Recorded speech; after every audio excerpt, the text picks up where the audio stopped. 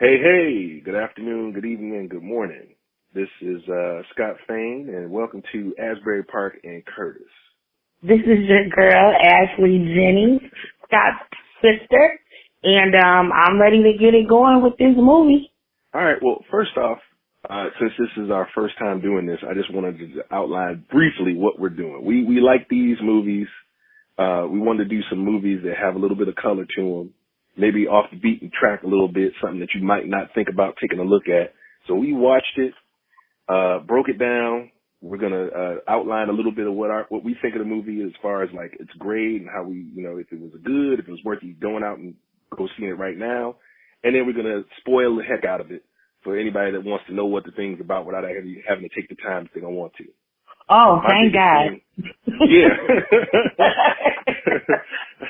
That's the thing. I was like, what's the show that I want to listen to? I want to know. Sometimes I want to see a movie, or I don't know if I want to see a movie. I want to have somebody tell me about it. And then it's like, okay, that's exciting to me. I'm going to go see it. Or thank you so much for not wasting my time. Right. Yeah. So yeah, I watch half of the TV shows I watch on reviews only because I don't have time to give you my 40 minutes. So for today's show, we're going to talk about the 2017 movie True to the Game, starring Columbus Short and Erica Peeples. Now, this one was directed by Preston Whitmore. Preston A. Whitmore II. That's the same guy that directed This Christmas. Remember that? Oh, yeah. One of Kurt's favorite movies. I like that one, too. Okay, don't hold them back. No, I like that one, too. The mama gets on my nerves on that one, but I'll leave it alone. Wait a minute. You know what? I'll leave it alone. I'm trying to remember. This Christmas was the one with Chris Brown. Monique. No, that was Almost Christmas, and I liked that one better. Oh, man, I've been thinking of the wrong movie this whole time. Okay, now I remember. See, now you get what I'm saying. It was high. Fine. All right. So that's the director. Overall, what'd you think of the movie? As we're going to do some spoiler-free for a few minutes. Overall, I wish I hadn't read the book. I wouldn't have anything to compare it to, and it would still be kind of low budget, but it would be better than it was for me going in. So you said you read the book. So was it like a true representation of what the book was, or, No, like what's the percentage of? I'd say it's got the overall gist, but it's loosely based, like if it was loosely based on a true story. So some of the characters are different. Gaget is different. Why is she so forgetful to me? Gina is totally different. Like, Gina was a ghetto girl, like the pop and fly it girl. Here she's pretty, but she's like more of a sophisticated in this role than she appeared to be in the book. If I had to describe this story to somebody in 30 seconds, it would be sort of like it's about a girl coming up in Philly, meets a rich and powerful drug dealer, falls in love, and things don't go 100% great for her. I mean, there's a whole lot more that goes into it, but I'd have to spoil the movie to give you much more than that. But that's the general, idea behind the movie. I think there were some interesting ideas that they had at play. But overall, I think it could have been maybe like 20 minutes shorter. There were some cuts I would have made, or I was seeing cuts. I was like, why didn't they cut that? Why didn't they cut that? Just to kind of tighten it up a little bit, make it a little bit more snappy moving through it. But if I had to I'd like to tell the positives. The positives that I saw was the production. As far as like the filming, I thought it was well shot. Overall, I mean, you get a lower budget film sometimes, and it's not quite shot as nicely as this one shot. A couple of interesting choices in how they shot than most.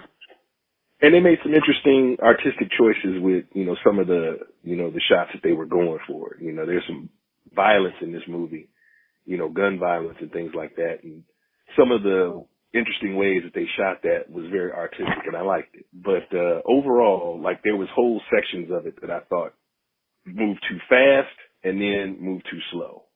So, you know what I mean? If I'm looking at this and I'm saying, I got a few hours to kill and I want to just watch something and kind of relax, I'm not putting this movie on. But it wasn't, it wasn't horrible. Yeah, because one of the big difference. Oh, I'm sorry. Go ahead. No, go ahead.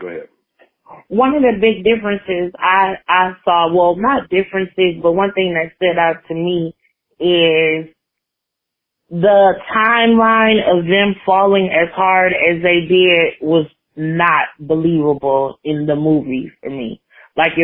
In the book, they got to go in depth and actually get to know each other. And it's just like, in the movie, like, dang, you feel like this already? So.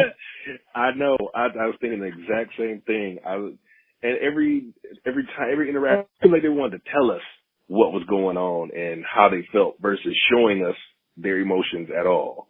Because it seems like if you start off this movie, every conversation that they had early in the movie is confrontational. She says something to him, he says something kind of snappy back. I think one of their first conversations, it was after some kind of, violence, and we'll get into the spoilers a little bit more, but she says something innocuous like, why does it have to be so violent? Something like that. And then he snaps back, why are you looking at me like I did something? Like, she didn't. He's just having a conversation. And it was that kind of unnatural snap back and forth. It was like, okay, well, these two aren't really digging each other. Okay. And then next scene, they're ready to start spending their life together. And it's like, huh? When did that happen? I didn't get it. Tell me when I can start picking them apart.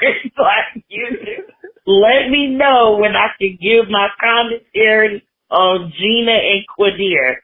First of all, it's the book that came out so long ago that I forgot their names, and I'm just sitting here like, Quadir? Y'all didn't do no better than that? I don't know. Okay, but you just let me know. I take no issue with the brother being named Quadir. It's an interesting name. I give him that. But it did kind of take me by surprise. I didn't know what that meant. We holding back the bit. Okay, fine. We spoiler freed it enough. I'm ready to start talking about this. What's your grade on the movie overall? What's your grade? My grade overall is read the book. It's not like if you want if you want to be entertained, you read the book versus watching the movie, in my opinion. So if you had to give it like a grade school grade, you give it a what? Oh, grade school grade. A regular old C. I am at the C- stage, although I go harder. But C- for me. Okay. So now let's jump into spoilers. I'm going to start summarizing a little bit. We take it down beat by beat. So starting off true to the game, let me just say the musical choices, some of it was interesting. I thought it was a lot of it was on the nose. You know what I mean? Like if we're going on a plane, a jet plane, they're playing all the way up, or we cooking dope, we listening to Rick Ross. Yeah, we cooking dope, we listening to Rick Ross. It's just like, you can do that, that's fine, but, it's like there's no subtlety to the soundtrack. Yeah, you don't have to guess what's going on. As a matter of fact, can we talk about how it opens with Vivica Fox cooking dope? Breaking down coke. Yes. Was that necessary? I got something to say on this. It's going to jump just a little bit ahead, but because I don't want to have to revisit it later. But the movie starts off with Vivica Fox, in a nice little opening montage. It actually looks good. Vivica Fox cutting up the dope, opening the packages, cooking it up, bagging it up into the big, in the kilos of coke. And while they're playing, Rick Ross. And so a few bits later in the movie, we see her. She plays Quadir's auntie. That's the main character's auntie. And so a few minutes later, when they reintroduce her and she's talking at this point in the movie, she's on the phone basically talking about her trying to get somebody to talk to her about her mortgage.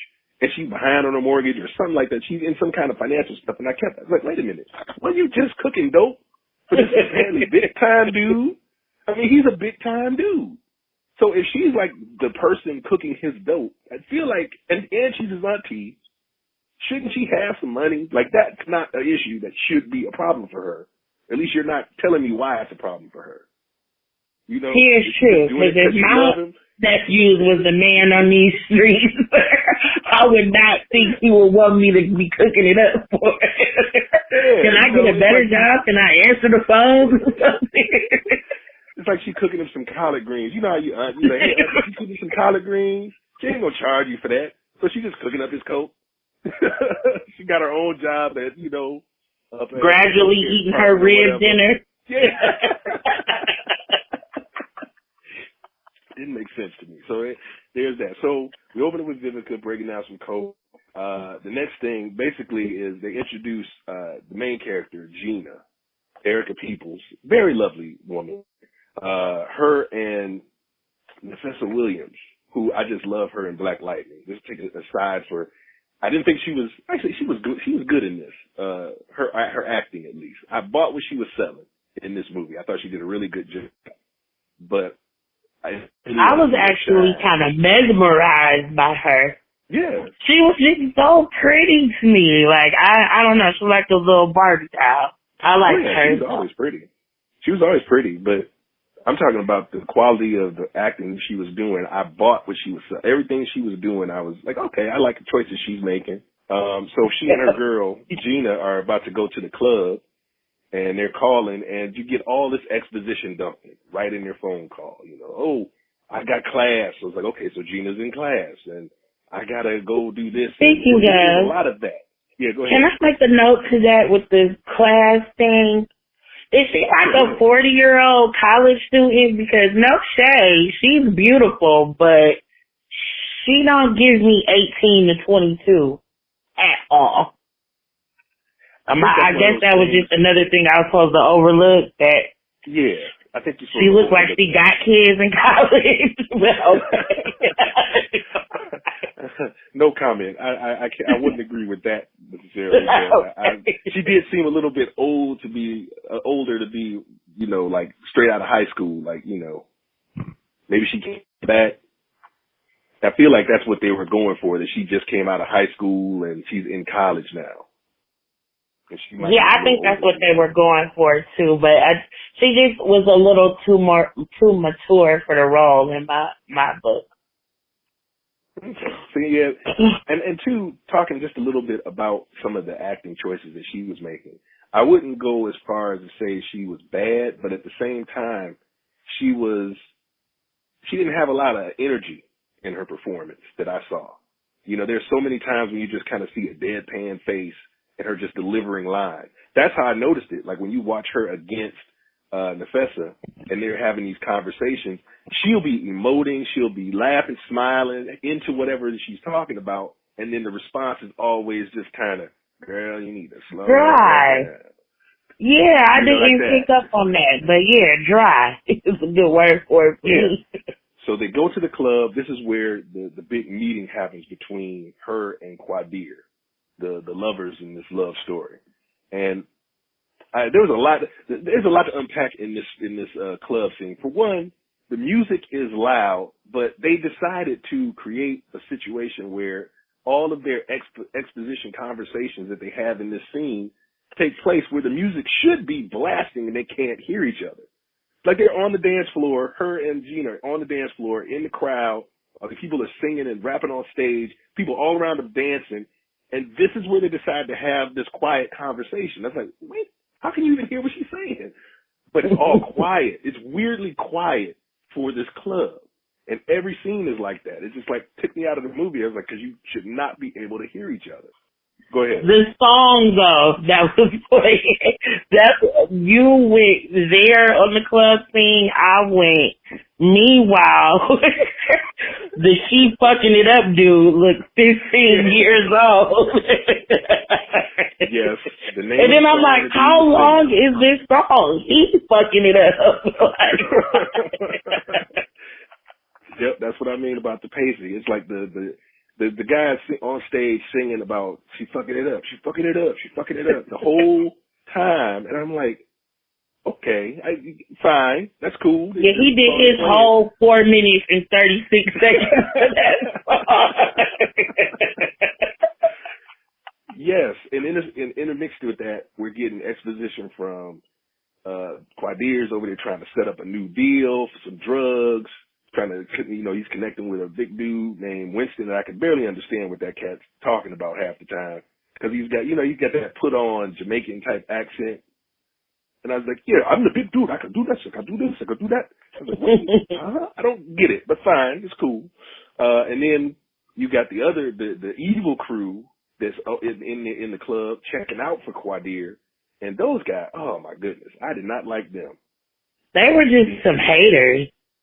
Yes, the whole time. Just like, you do your thing. You got your own little clique there. Like, do you? Yeah. Quit trying to be down with them. Just do you.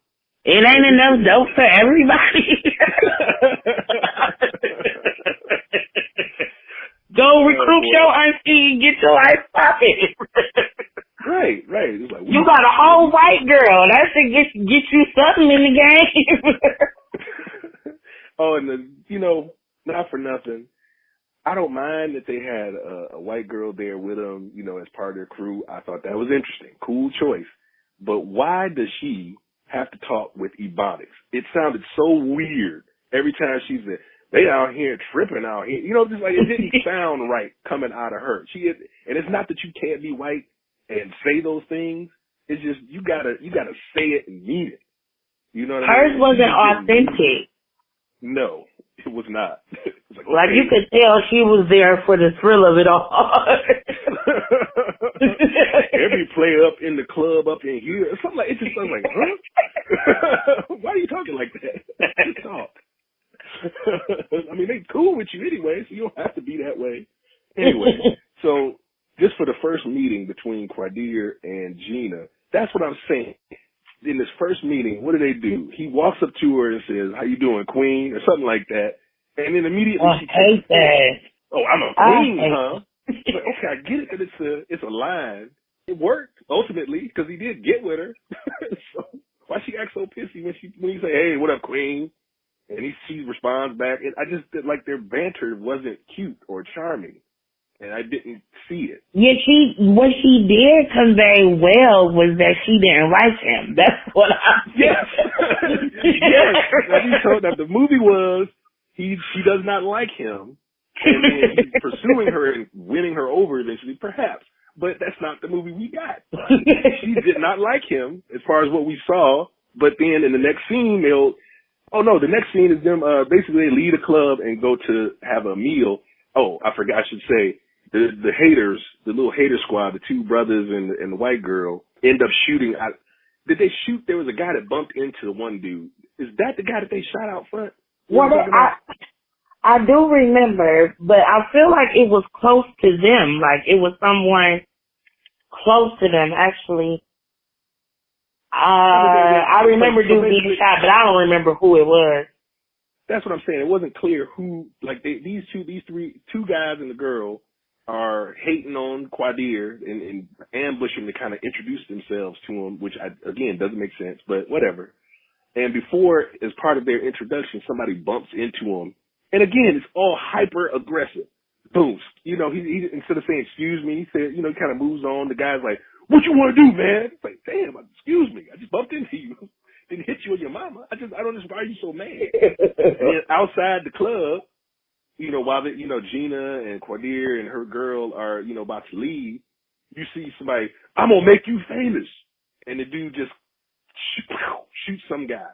And I'm assuming it's the guy that bumped into him, but it's not clear. So that didn't make a whole lot of sense. I was like, my initial note on that was that's a weird turn for a shooting at that moment. So they get to the restaurant after that. And that, again, when we're sitting here Like murder makes me hungry. Yeah, but forget the hungry part. I'm talking about why is it when they're sitting down talking? What does she do? She says, "What was that? Remember that part? Why is it always got to be so violent? Why are you looking at me when you say that?" It's like she wasn't looking at you. She was just talking. Somebody just got shot in front of her. She said something about it, and you're like, "Why are you blaming me?" Like, I wasn't.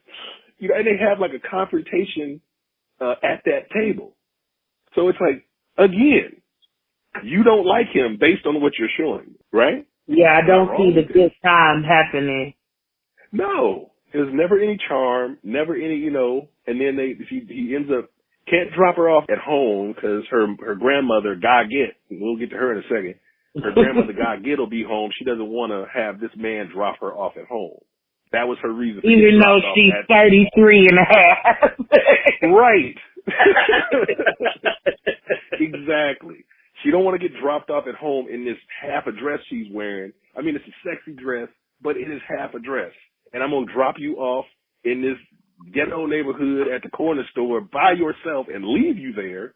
Right. It doesn't make any sense. No, I'm good. No, you're not. No, you're not. Let this man drive you at least to the corner, within sight of the house, something. No, I'm straight. You don't have to leave. Stay with me. I got to pick up some milk. And then the same cats that just shot somebody outside the other club, these dudes don't lay low in their town. They go right to the next place and shoot a dude. And it goes down in Philly. Apparently. Apparently.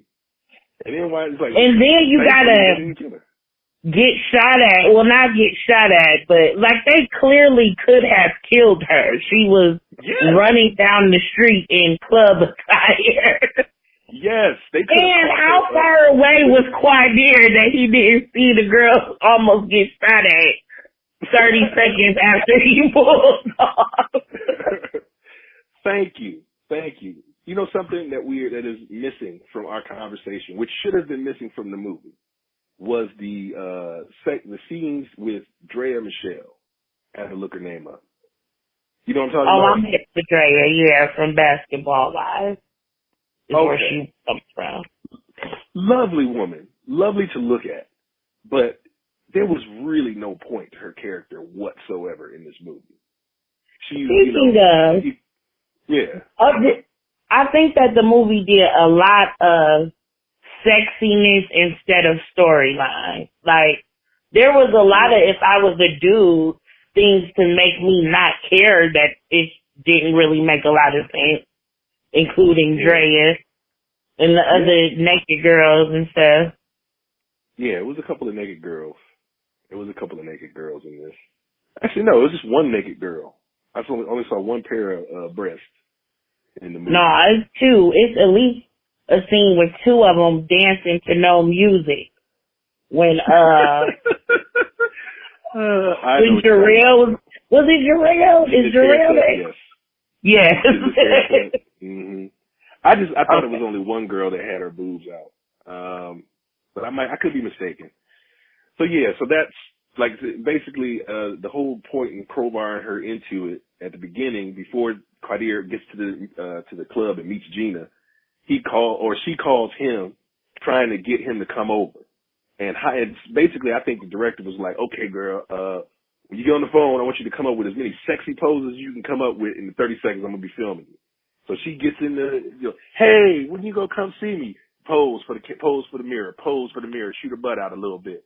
Then he says something to her. She goes over to the bed, lays on it, stretches her legs all wide and long. And I was like, it looks sexy. As a man, I can't argue with it. But I was thinking to myself, I wonder if they're going to pick this up. Is she going to have a part to play in this movie, or is this the part she plays in this movie? And that's what it was. I think in the book he was cheating the whole time, and they were like all in the same project. So I guess she was just supposed to be one of the project chicks that he had in his back roster or back pocket or whatnot. See, but that would have been great. I think they would have added to it, because it seemed like the second he met this girl that he just met, that seemed like she didn't like him, he was like, I'm not gonna cheat on this girl that I just met. or something. At least that was the idea. She's the one. I don't know why. Because she's a writer, and at that point. At that point in the movie, after he drops her off at the corner store and he's driving away, that's when the Drea calls him and it's like, "Hey, you left me here all night," and he's pretending to be sleepy and he blows her off. And I'm like, the evening that he just had, I probably would have just went over there. Why not? It would have been. There's no point. You know what I'm saying? It would have made more sense for him just to go over there and then have some kind of interaction with him later. It would have made her scene, that last scene she has in the movie later, make more sense. Anyway. Yeah, it would have made more sense. Maybe he was just trying to show how intrigued he was, or maybe is the thrill of the chase that thrilling that you don't care about what you already tracked and was waiting for you. I'd rather just pine over this new girl, even though I just dropped her off at the corner store and I have all the time in the world to go fuck with Drea if I want to. Right, yeah. I guess to some people, but again, they didn't really show us that, so we're making speculation. Let's get into Gaget. Gaget. Yes, thank you. Gaget is... What part of the country is that? Like, how do you derive Gaget from grandmother? Just a baby who can't say it or something? You didn't get you must not have got the story that she told. She said her grandmother's called Gaget because she would always be telling them, Gaget this, Gaget that. And they basically started calling her Gaget because of that. But then I noticed she never said that shit in the movie. Ever. Oh, like, girl, go get this. Yeah, girl, go get me that. She didn't say that once. I was listening for it. I was like, how you gonna name this woman Gaget? Tell the story of why she's named that and never have her do it. Ever. Anyway. Apparently I get a little salty about Gaget was different from her character too. There were bits and pieces, like Gaget in the movie comes across as like the old Christian, we say we eat dinner at 6 o'clock in this house type of woman. But she was with it. She was also, I don't care what he do. He got money. That's your man. Like, well, which one is it, Gaget? Yeah. Yeah, because I kept expecting her to be like, this is not the kind of dude you need to be. That's how she talks about it. Like, she talks about her grandmother like she's the kind of woman who will disapprove of this type of relationship and this type of person. But at every turn, she was not that. She was like encouraging her to do stuff with him and be honest. Gaget was one step away from working with Vivica. Right. Yes, she was. She was. So like the next sequence that we have in their relationship is out of the blue, mind you, again, because we haven't seen this relationship established. Gina's going to class. Some rando dude that she's never met, mind you, shows up, hands her a note. He didn't even get a line. I didn't even know a thing about that. Dude didn't even get to talk. So he just answered her name. Oh, he did? Okay. Yeah, Eugenia something such and such. That's right. You're right. So he hands her a note, which we don't get to see. Like, why not a shot of what the note says or something? Because I was like, what's going on? Is she being served? That's what I thought. It's like, I'm suing you for something. And so he had, basically the card was Quadir trying to get her to get in the car with this stranger and be driven over to one of his restaurants to have lunch or dinner with him. Out of the blue. Forget your schedule. Mind you, he's picking her up at school. So forget your schedule. You just need to come and be with me because I called for you. And she, turns him down or whatever. And the dude, when he calls him, I guess he's got a nerve to be like, she ain't getting the car. Right, because of your dazzling personality. Yeah, you can't see why she would turn you down.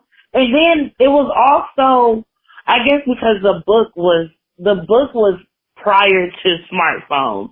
But the movie was 3 years ago, so they had them and they used them, but they didn't use them in the storyline like they could have. So he couldn't have just text her instead of sending his dude. I don't know. That's true. Yeah, I didn't think about that.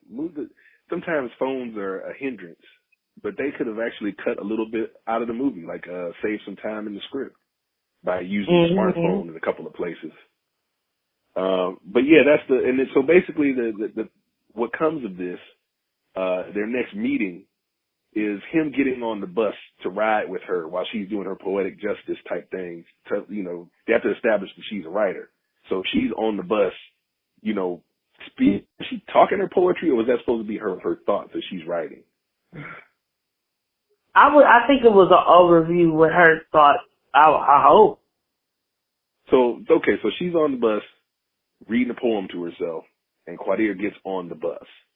And again, when they get to talking, initially she sounds pissy. Every time annoyed, right? Annoyed.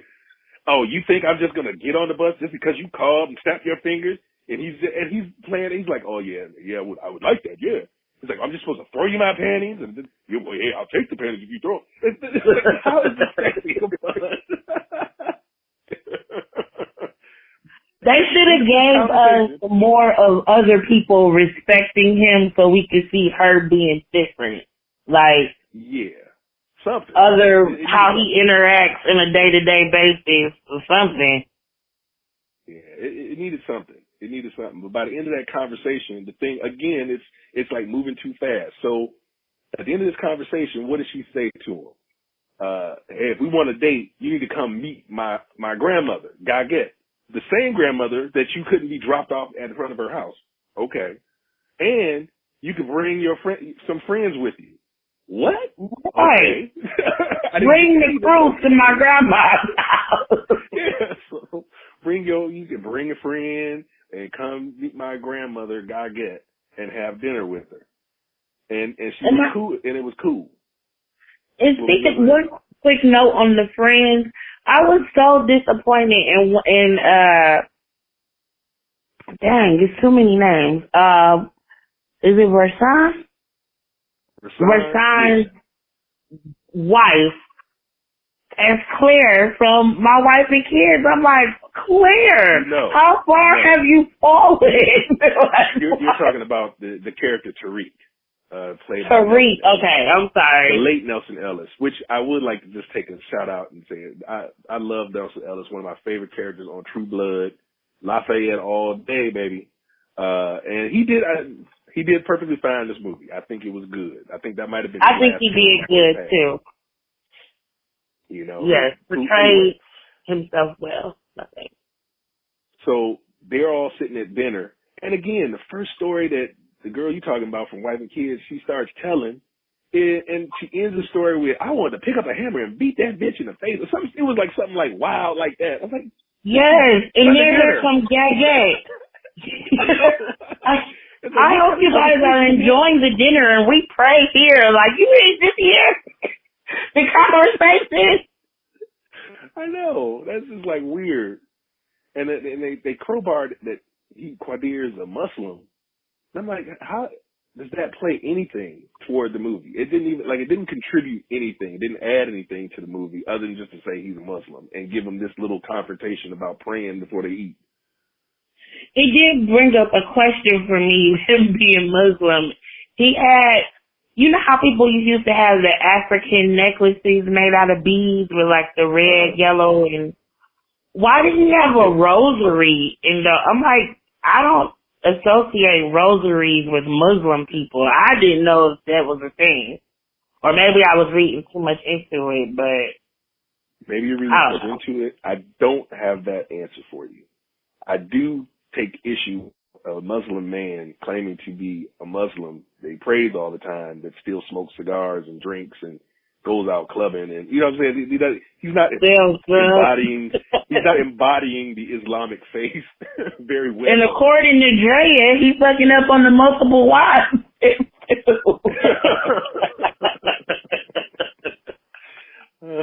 But yeah, I don't get that.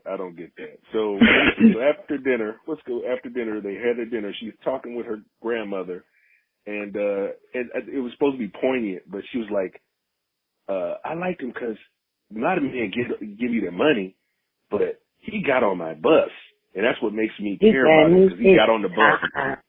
Yeah, he gave me his time. And then she was like, Yeah, you never know. He was a drug dealer. That's what her grandmother said. Like, yes, you would. You so would. Oh, yeah, man. they're trying to get out the projects by any means necessary. Yes, yes. Oh, in the family. So basically, after the dinner, this is how fast this relationship's going. Now they've met a couple of times, and now after this dinner, again off screen, she gets invited to L.A. And she's like, "Is that all right with you, Gaget?" And she's like, "Well, you a grown woman. You do what you want to do." I'm like, yeah. Why? Except for don't come in my house past 11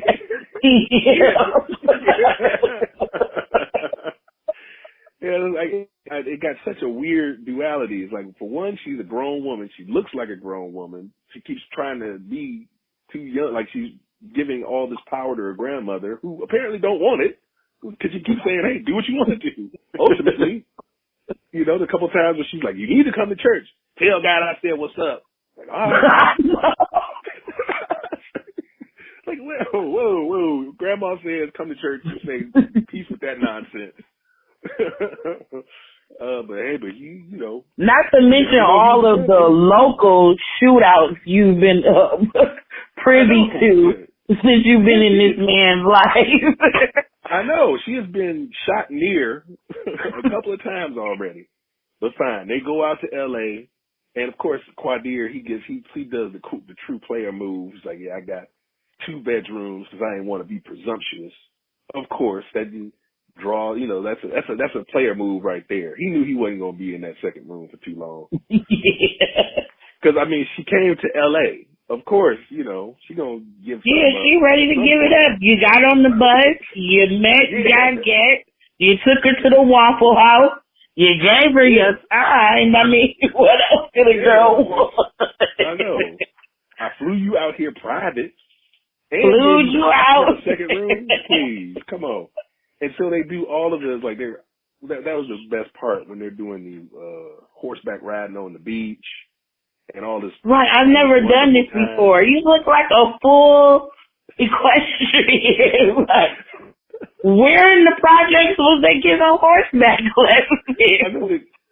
Yeah, because there should have been somebody with them at that point, to at least guide and help, realistically. But fine, I'm not going to nitpick that. Quadir got that. He taught her how to ride the horse. Yes. And then off screen, he spent some time teaching her how to ride the horse. And I was like, because after they finish riding, they're having a conversation on the beach and they're walking the horses back. And I was like, I feel like they should have just left the horses.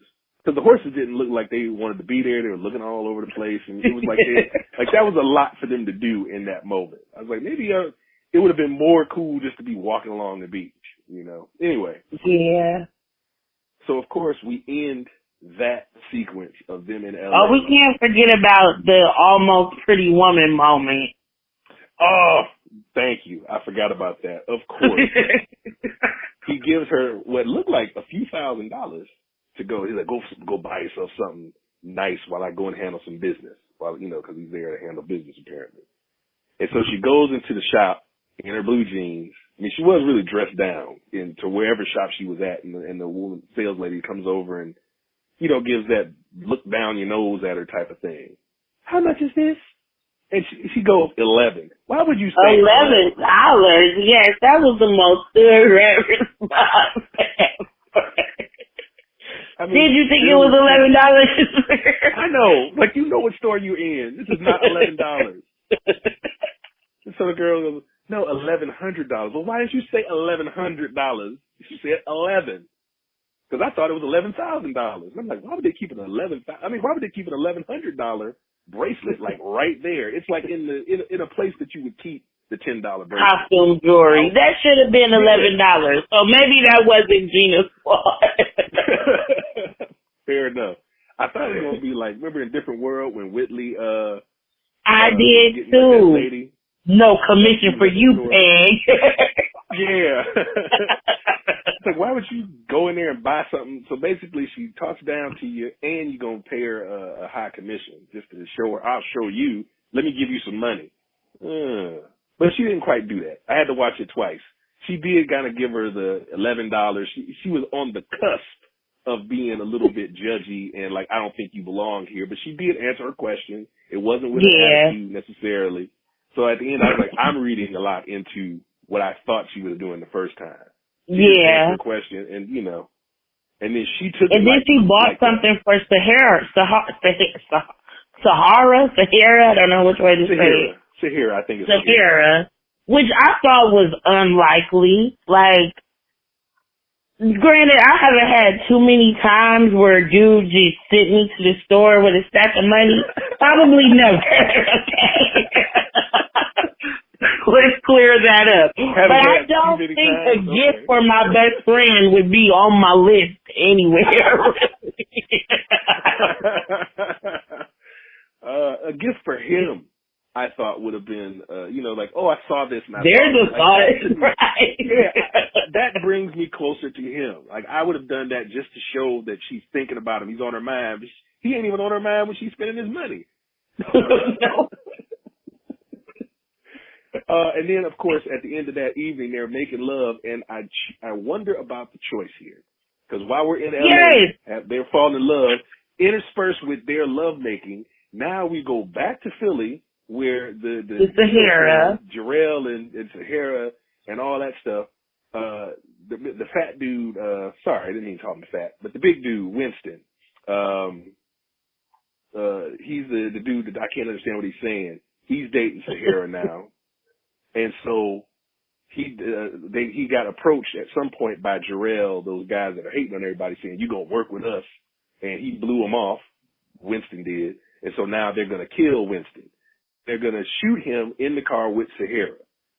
And so that's what I was talking about when I said some of the choices with the shots look good. I thought that sequence where the guy walks up to the car and he points the gun, and the way they had that shot, it was cool. It could have moved a little faster because the way they cut it, it looked like he stood there for a beat, and they're in the car like waiting on it. Yeah, waiting on it to get shot. They didn't kind of get out. Yeah, I'm just gonna stay here and get shot. And so they get shot, interspersed with cutting back and forth with Quadir and Gina having sex, which is like, I didn't like that editing. It made it seem like because they had sex, Sahara died. Like, yeah, because she bought her that bracelet. You know, that's why we got to remind them about Sahara being in this movie. So buy a bracelet for her, and then we're gonna kill her in the next scene. And now she dead. And then of course Gina gets back home and is like, "Hey, I had a good time. What's up, baby? Your friend dead. You out there bugging." Having a good time. Now this is she did get emotional right then. Gag, don't play with me. Don't joke like that. Like, I don't think Gag thought that was a good practical joke. Yeah. That would have, I'd have laughed out loud if they made that part of the movie. I'm just kidding, baby. She's fine. She'll be over in 3 o'clock. Why would you say that? She's back in your room. Like, why would you say that? I'm just messing with you. Like, of course you didn't say that. My God. And does Judy even have a name? Like, Gina has a little sister that I'm calling Judy because I don't remember getting introduced to her. I don't know what she was there for. Kind of like Judy on Family Matters. Like, why are you here? They said her name. I think it was Ayala or something like that. Like, they said her name a couple of times. But she's just there. She's there to kind of, like, in her moments, she gets a couple of moments with Gina. Like, after this sequence, Gina's, of course, she's mourning the loss of her friend, and she was in bed. This one... That's true. She needs somebody to talk to besides Gag. Right. But this pissed me off. So, Gina's laying in bed, right? She's hurt and tired. She's ignoring Quadir because, you know, again, this seemed kind of out of the blue. He always talked about her. Now, he talked about her one time. He kind of, while in front of us, while they was on the beach, saying how much, you know, because Gina was like, "Oh, I appreciate this and I appreciate that." Like, one of your friends, Sahara, she wouldn't bring her out here. And she kind of like, "Don't be talking about my friend like that." Okay, fine. So after that, Sahara was a little steep. She did get around a little bit. She did. I mean, he ain't lied. He didn't lie about her. mean, anyway, so she's distancing herself from him because he had some unkind words or some truth about her that she didn't like to hear. And her sister comes in. Remember, she's asleep. They focus on her face. She knocked out. Her sister comes in, and I thought she was going to gently, shake her. But no, she comes up to her and gets right up in her face and flicks her nose. You up now? Yeah, you awake now? That was just, what the fuck is wrong with you? That should have been 5 minutes of her cutting her little sister out. for flicking, I'm asleep, you gonna flick my nose like that? And then immediately gets into this deep-ass conversation about, what did she say? Oh, this is the part that kind of tripped me out. It's like, I might not be the smartest person in the world. Hey, maybe I probably ain't. I was like, tearing herself down. I love that part. It was so funny and random. Like, well, I agree with you, bitch. You don't see that right to me. Right now, the truth. Yeah, good observation. I know. I was like, why? You're her big sister. You just gonna let that slide? I don't think. Well, she is the one in college. Yeah. So okay, fine. And basically saying, Quadir, he called. He seemed like he love you. Do you care about him? She's like, I do love him. That's where I was like, from where? Oh my goodness. Yes, that's one of those things. Just I couldn't understand it. And again, where are the cops? Since we talking about all these shootings, these dudes have been a part of some high profile shootings. Ain't no cops looking for him. This dude is saying the same shit every time he kills somebody. I mean, developing a profile. Like, you know what I'm saying? He's saying you want to be famous, and shooting people. Wouldn't people tell the cops, like, hey, this dude looks like this? No, because they ain't want to be famous. Guess not. Oh, boy. So now, after they've gotten back together, after she stops being mad at Quadir for not liking her friend, or I can't even say not liking her, just talking the truth about her friend. Making a valid observation. Oh, that's what it was that tripped me out. At the end of the conversation when she flicked her nose, it was like the premise of this whole conversation was maybe, look, that's what it was. Maybe you should save this drug dealer. She's like, I ain't trying to be a save-a-hoe type of bitch. That's what Gina said. And she was like, well, maybe you need to save him. I was like, huh? So now she got to save the rich and powerful drug dealer from himself. I don't know what she's saving him from. But I just thought that was just hilarious. Saving him from the gang. Right. So now they're talking about moving in together, Gina and Quadir. Again, based on what we've seen so far. And, that's the next scene. They're moved in together at this big old mansion. And they got Gaget and Aunt Vivica sitting, or Aunt Shug, as she called the movie, sitting around having a drink and talking and laughing out there on the patio. It's like a whole big family thing. Everybody together. They moved in. It's like, yeah, Gaget fit in with the hood real easy. Real. I know. Oh, but no judgment from her. And the other part about Gaget that was funny to me was when she was saying, basically, like, Gina was like, I'm leaving Quadir. This was earlier, right after Sahira. And now some people might think, especially when they talk about all this violence bleeding into their relationship, and it's, Sahira got killed because she was close to this violence. Some might say, some grandmothers would be like, yeah, you should just leave it alone. Don't even go near him no more. But no, while Gina was in that mindset where she could have been like, fine, I'm not going to go near him, she said, you need to look that man in the face and tell him that as much as he done for you. She gave her he's a good man, Savannah. That's the same actress. Savannah's mama is played by the exact same actress. That's what I was trying to say. Is she? Yes. She's been trying to get black women to go with Mary for a number of years. The little project mama with the rollers in her hair. Yes. She sure was. In my head, that was Jennifer Lewis, but that wasn't Jennifer Lewis. Starletta Dupois. Dupois? Dupois. Trying to use dudes for a come up for 50 years. So yeah, that was so they're at the house after they moved in together. Gaga and Vivica sitting around chopping it up, drinking, having a good time. And this is when Quadir talks to his two boys and says, I'm leaving the game and then you guys are going to take it over. So after the party, that's when they you got Quadir and Gina in their new home chilling. And at this point, this is when she pulls out her writing and lets him, it's like, oh, you going to let me read your writing? I was like, you moved in with this cat? And you ain't going to let me read your writing? Like, I think we know each other well enough now. Yeah, we know each other well enough to live together, but I still don't know about showing you my work. Come on now. Wait a minute, was that before or after he gave her the pass codes? Because I thought that was very not necessary as well. No, that's before. Okay. Yeah, because this is after this, and they do the she shows them her work. Then we bring the literary contest into the movie. Apparently, she's a part of some literary contest with some poem that she wrote about banging him, and she submitted it to this contest. I mean, that's what it is. I mean, it's like she's talking about being inside of her, and you listen to that poem. I mean, it's nice and kind of sexy, but she's writing a poem about banging him.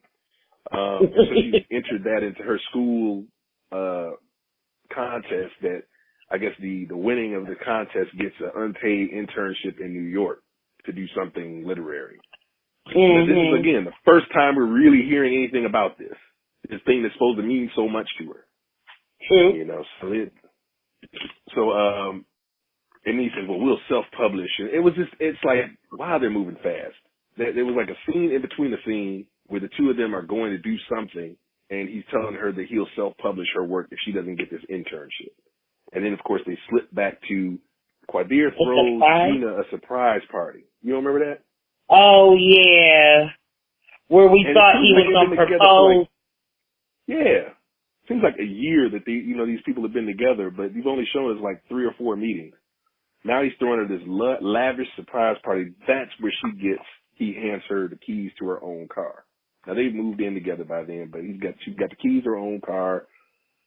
And this is the same birthday party or whatever with Drea. Michelle shows back up trying to meet trying to walk over and confront him about something or other, and gets kind of sidelined before she gets a chance to do that.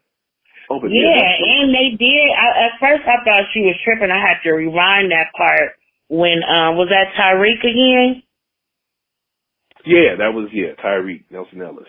I'm like, did he just grab her butt? Well, I thought she was over exaggerating when she was like, "Well, I'm not being pat. I don't go down the list." I'm like, "Well, yeah, I feel you."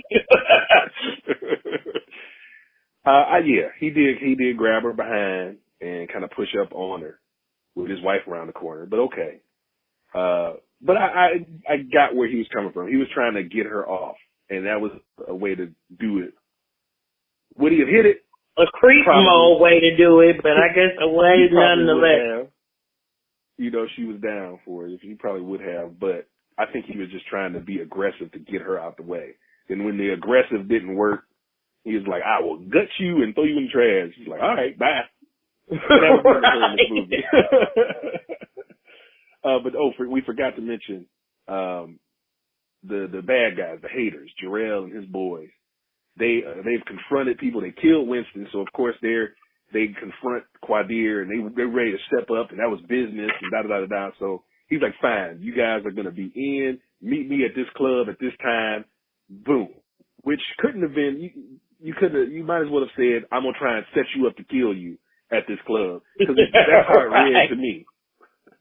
But of course, they show up, and his boys kill the dude that's been saying, "I'm gonna make you famous" the whole time. That's been doing all the shooting. He's dead, and the two boys, his two muscle, are dead in this ambush. This is right before the surprise party, and of course, the one who's supposedly shot up first, he wasn't shot up enough. He had enough get back to roll over and shoot one of the other Quadir's other boys. So yeah, because we totally thought he was dead. Well, he got shot like 3 times in the chest. So, of course, yeah, maybe he's dead. But no, he wasn't quite dead enough to not still have enough juice to pick up his gun and shoot one of the other dudes.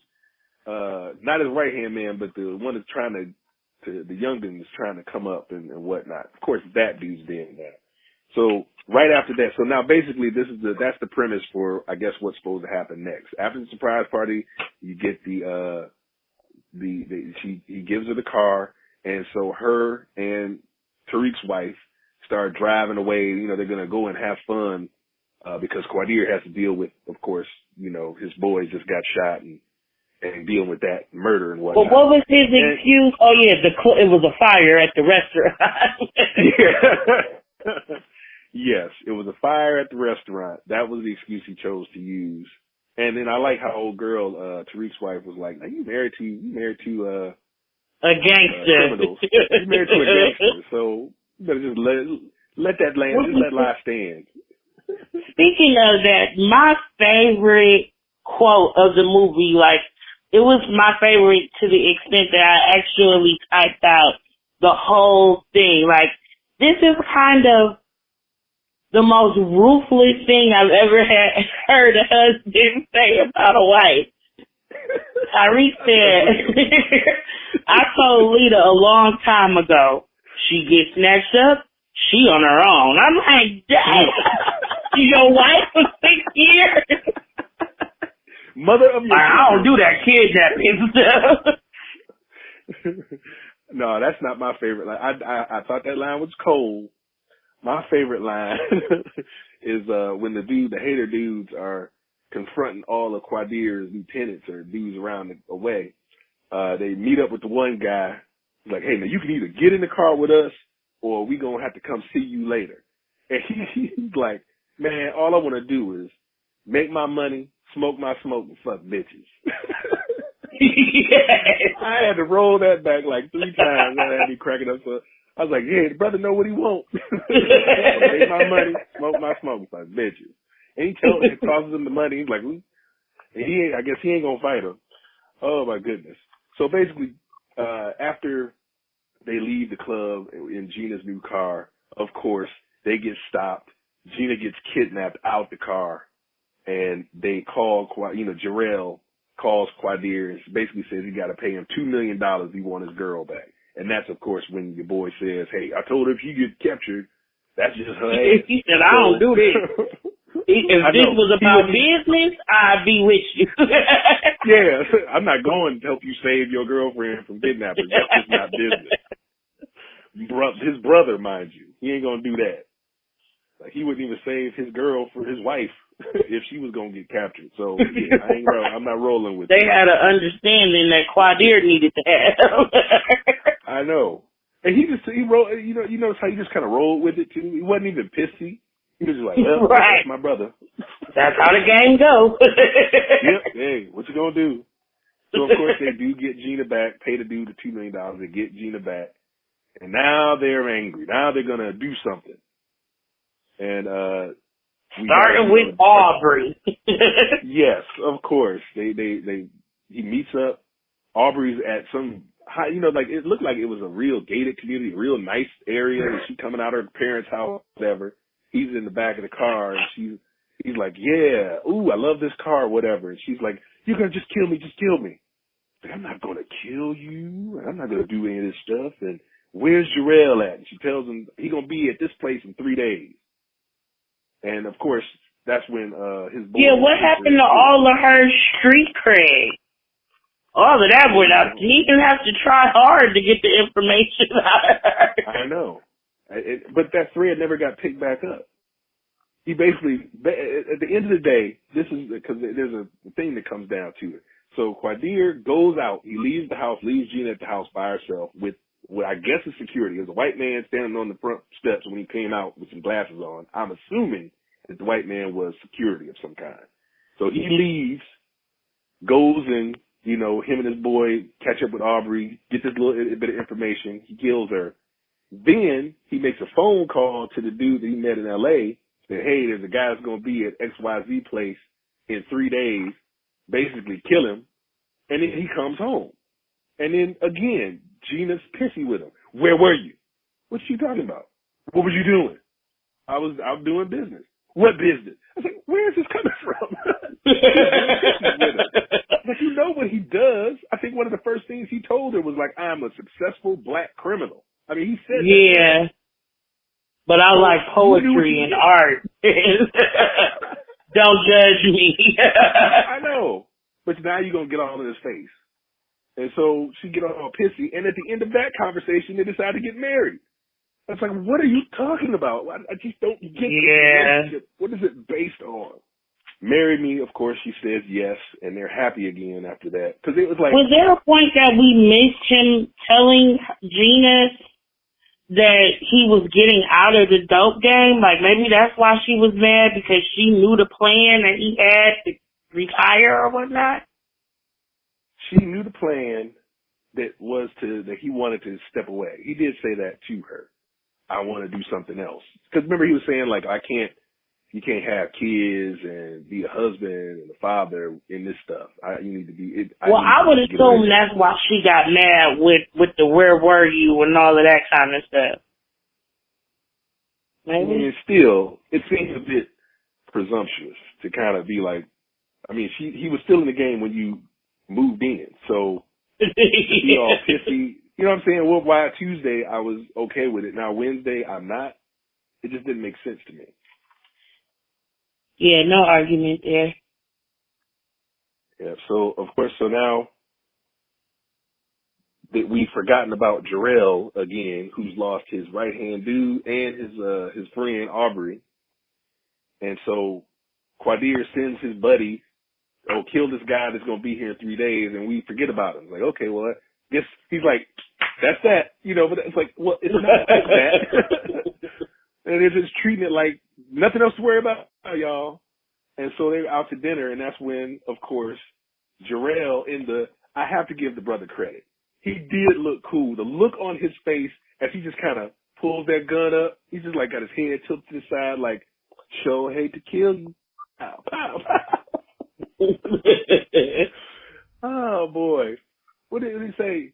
Hey, bitch, you want to be famous? When he killed Tariq's wife, he shot her. Some dude, some other guy shot her. And then, of course, I forgot she died.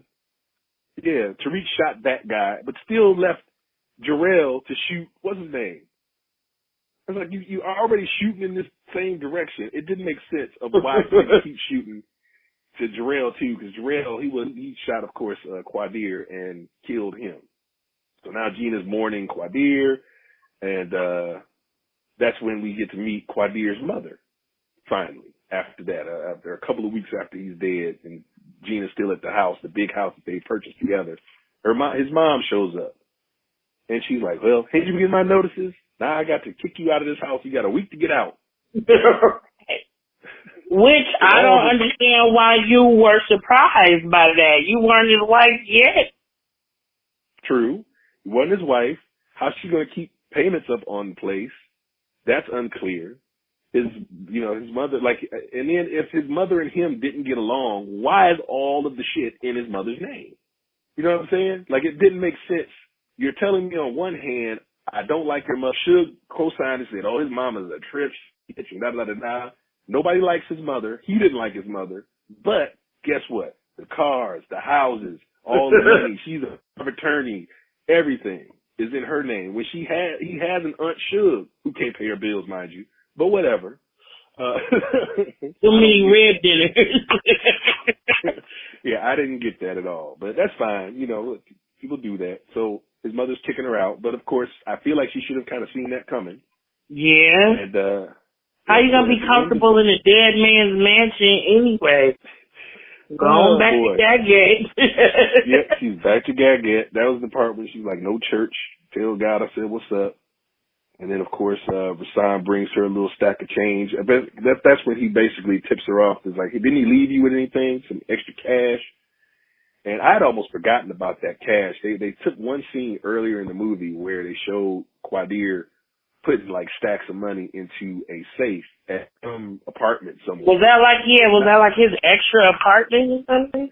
I needed a line there, something to explain it, but what I'm thinking is he had an apartment that was like his safe apartment.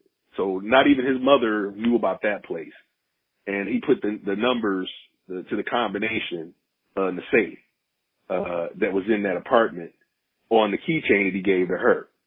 Yeah, I remember that. Again, because they didn't tell you, but I'm assuming when because I thought it was like the code to the gate or something at first. Yeah, I'm assuming it was something in the mail that had the address of that place, and that's why she knew to go over there. Yeah. So she's looking around. I was like, has she been here before? Does she know this is his old place? Because she's smelling the shirts and stuff like that. I guess it's his place.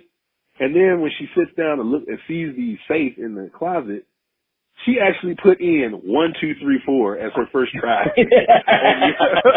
on the safe. I just thought that was funny. And of course, I'm assuming, because when she opens the thing, you see all the stacks of money. It looks like if each one of those bands is like $10,000, that looked like about $400,000 in that safe that he had.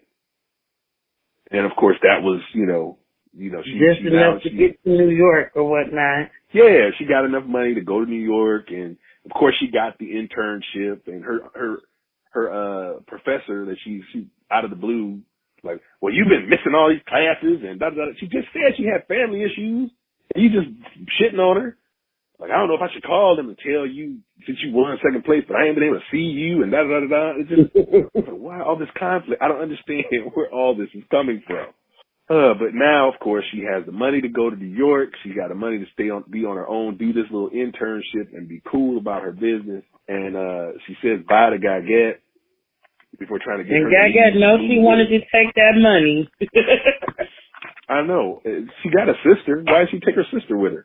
Her sister is just at that age, too, where she could go to New York and start building a life or whatever. But whatever, that's fine. That ain't part of the game. You got to meet your own kingpin and your own best friend die. Yeah. You come up off your own man's dad.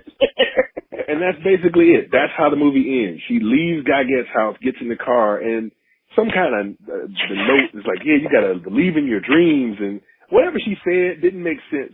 At all. It didn't make sense.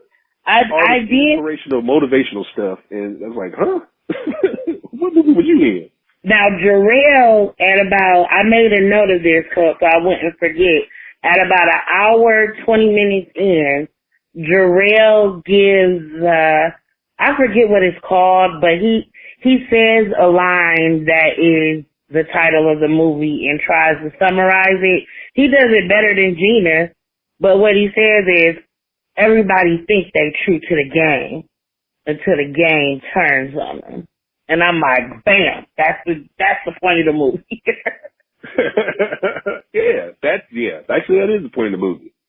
It wasn't whatever platitude she cited at the end of the movie. Right. Because she didn't do anything. I mean, granted, she lost a best friend and a boyfriend, but that's why you got to make it worth it. Like, what did you do to make it worth it? What was worth it? I don't get what was worth it for you. You didn't do anything. It was worth losing your best friend. Because that's what I was trying to say. Like, what is the lesson I'm supposed to learn from this movie? Is it, like, the lesson I took away is, hey, girls, date that drug dealer. Date that rich drug dealer, because maybe he'll die and leave you enough money to start your Or you might get caught in the crossfire instead of your best friend. Yeah, that's true too. Cautionary tale. That's the movie. That is the movie itself. I mean, we kind of flew through it, but that's all the stuff that was in it. The stuff that just made no sense. You said you had some questions. Did we answer all the questions you had? No, any questions I had, we kind of already addressed as we were talking.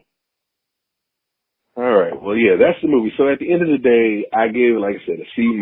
It wasn't horrible. I'm sure some people would like it a lot more than I did. I never have to see it again, and I'll be a happy camper. But that's me, perhaps. I'd like to quote the last line of the movie from Gina because I typed it. Please do. The streets can make you, and the streets can break you. For those caught in the trap of temporary pleasures, let me tell you this. Whatever you do, make it worth something. All of your consequences in line are dependent on your behavior. So stay true to the game. What? Yeah, I didn't. Who listened to that and was like, good movie? Like, I don't. Like, yeah, who got up and was like, yeah. Oh my goodness, yeah. It might be worth it, like I say, just if you want to sit around and have a good time, laughing and talking. It might be that. This might be the movie for that. Oh my goodness. But anyway, this is fun. This has been fun. So, where can find you if they want to catch up with you and comment and. If you would like to talk to me, interact with me, give me some more movie suggestions, and I like you, you can find me on Instagram at pretty_.peculiar_. So let me say that again, pretty_peculiar_. That's on Instagram. On Twitter, I'm Ashley Zaka1. ASHLEYZAKA, the number 1. And that's about it. Yeah, and for me, you can reach me at scott.fain on Instagram and www.scottfain.com for any of the artwork. I do paper cut illustration. Oh, boy. Well, anyway, thank you for listening to Asbury Park and Curtis. I am Scott Fain. I am Ashley Fain Zaka, a.k.a. Ashley Jenny. Peace and air grease to y'all. Take care. Peace.